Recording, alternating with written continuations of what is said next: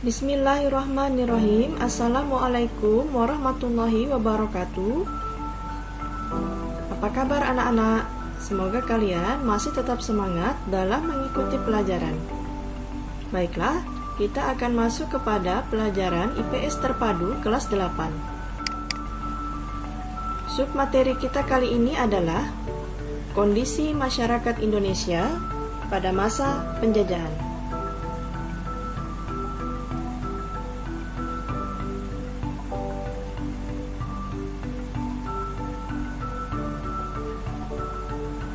Tujuan pembelajaran, peserta didik diharapkan mampu mengidentifikasi pengaruh monopoli dalam perdagangan dengan baik. Peserta didik mampu mengidentifikasi pengaruh kebijakan kerja paksa dengan baik. Peserta didik mampu mengidentifikasi sistem tanam paksa. Peserta didik dapat menyajikan hasil analisis perubahan masyarakat Indonesia pada masa penjajahan dengan baik.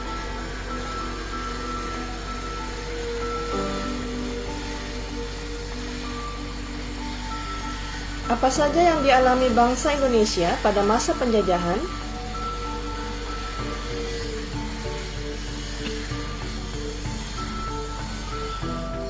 Monopoli perdagangan. Pengaruh monopoli dalam perdagangan. Belanda menjajah Indonesia. Pada masa VOC, berkuasa di Indonesia yang disebut dengan masa kompeni. Tujuan VOC adalah menghindari persaingan tidak sehat antara pedagang Belanda, memperkuat kedudukan Belanda dalam persaingan dengan pedagang Eropa dan Asia, membantu pemerintah Belanda dalam menghadapi Spanyol. Belanda menjajah Indonesia. Pemerintah Belanda memberi hak khusus atau oktori dan kekuasaan yang luas kepada VOC. Hak VOC adalah monopoli perdagangan di antara negara, Harapan dan Selat Magelangs, termasuk Indonesia, boleh mengadakan perjanjian dengan kerajaan setempat, membentuk angkatan perang sendiri, membuat mata uang sendiri, mengangkat pegawai yang dibutuhkan, dan berhak mengumumkan perang.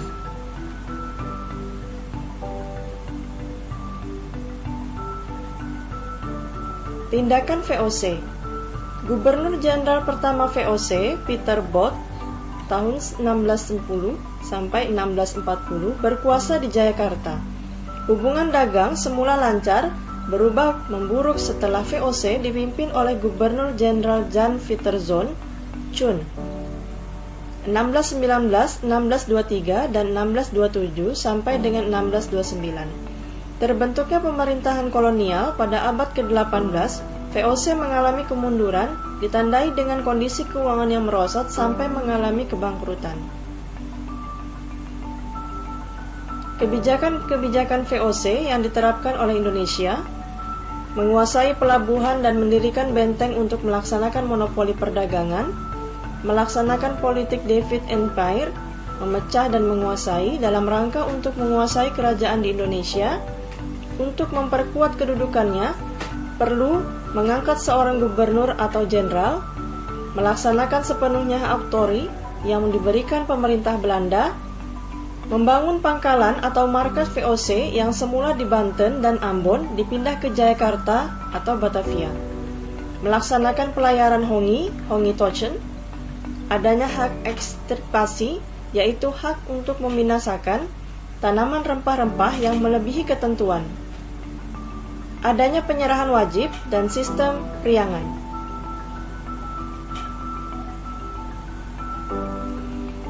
Pengaruh kebijakan VOC bagi rakyat Indonesia, kekuasaan raja menjadi berkurang atau bahkan didominasi secara keseluruhan oleh VOC. Wilayah kerajaan terpecah belah dengan melahirkan kerajaan dan penguasa baru di bawah kendali VOC. Hak aktor istimewa VOC membuat masyarakat Indonesia menjadi miskin dan menderita. Rakyat Indonesia mengenal ekonomi uang, mengenal sistem pertahanan benteng, etika perjanjian, dan prajurit bersenjata modern, senjata api atau meriam. Pelayaran Hongi dapat dikatakan sebagai suatu perampasan, perampokan, perbudakan, dan pembunuhan. Hak ekstirpasi Bagi rakyat merupakan ancaman matinya suatu harapan atau sumber penghasilan yang bisa berlebih.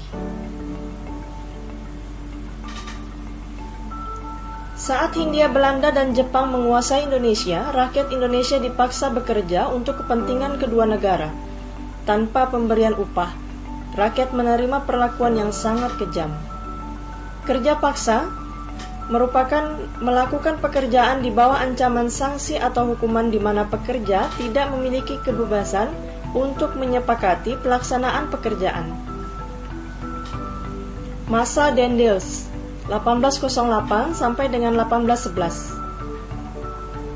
Louis Napoleon Bonaparte, penguasa negeri Belanda, mengangkat Herman Willem Daendels sebagai Gubernur Jenderal Hindia Belanda.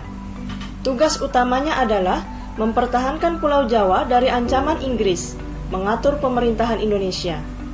Langkah-langkah yang ditempuh, melakukan pembangunan fisik, membangun pabrik senjata di Semarang, membangun benteng pertahanan, pangkalan armada laut di Merak dan Ujung Kulon, Jalan Raya Anyar Panarukan sepanjang 1000 km yang disebut dengan Jalan Raya Daendels.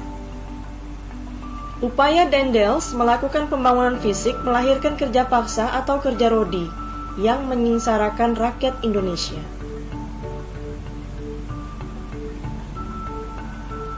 Berikut adalah peta Jalan Raya Anyar Panarukan.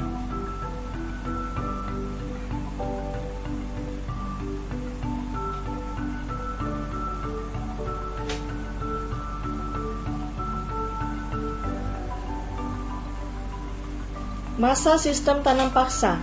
Istilah tanam paksa berasal dari bahasa Belanda yaitu kulturstelsel, sistem penanaman atau aturan tanam paksa.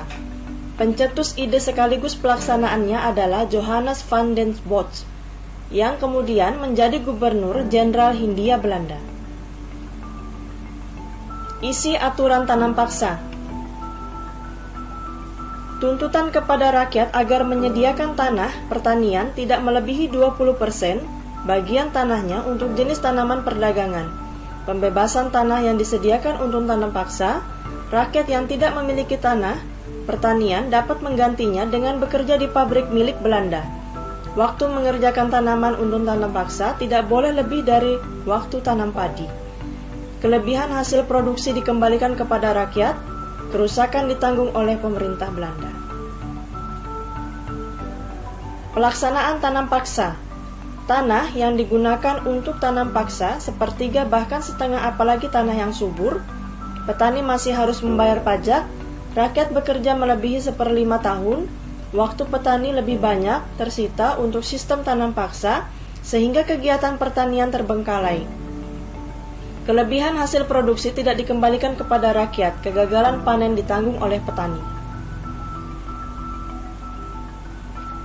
Dampak aturan tanam paksa. Bagi pemerintah Belanda dapat mengatasi kesulitan keuangan, melunasi hutang, keuangan Belanda mengalami surplus atau keuntungan, perusahaan Netherlands Handel Maatschappij NHM mendapat keuntungan yang melimpah.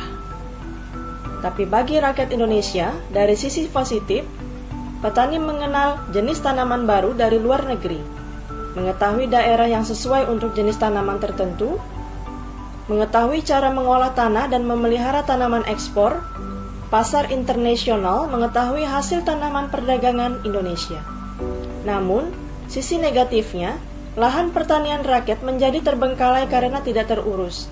Gagal panen pertanian rakyat sehingga petani rugi, timbul kelaparan, kemiskinan, kematian, mental bangsa Indonesia turun karena selalu tertekan. Perubahan masyarakat Indonesia pada masa penjajahan. Terjadinya kolonialisme dan imperialisme di Indonesia menyebabkan berbagai perubahan masyarakat Indonesia, baik pada aspek geografis, ekonomi, budaya, pendidikan, maupun politik. Perubahan apa saja yang terjadi pada masyarakat Indonesia pada masa kolonial?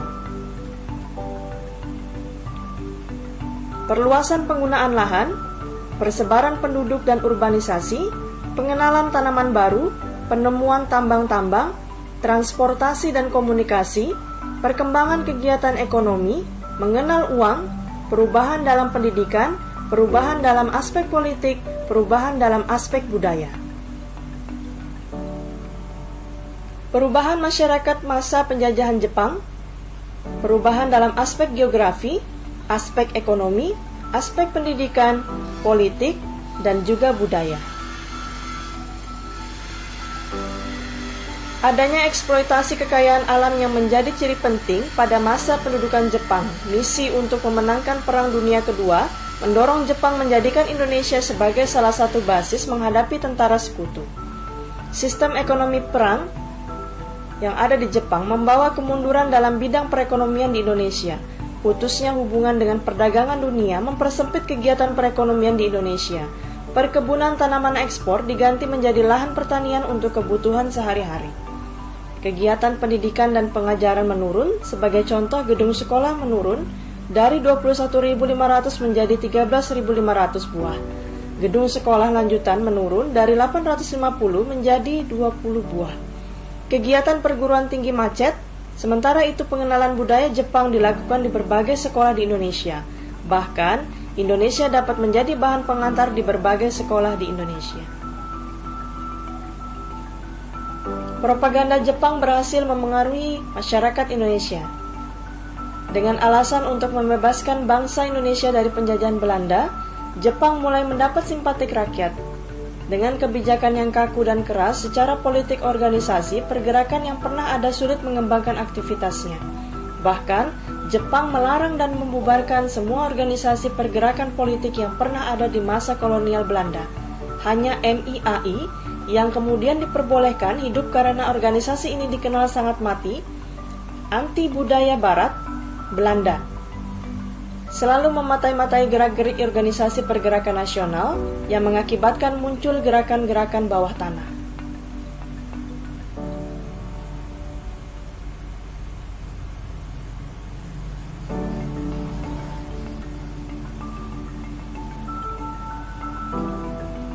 Baiklah anak-anak, cukup sekian dulu materi kita kali ini. Kita akan bertemu lagi minggu depan dengan materi yang berbeda. Semoga kalian dapat memahami apa yang telah Ibu sampaikan. Alhamdulillahirabbil alamin. Wassalamualaikum warahmatullahi wabarakatuh.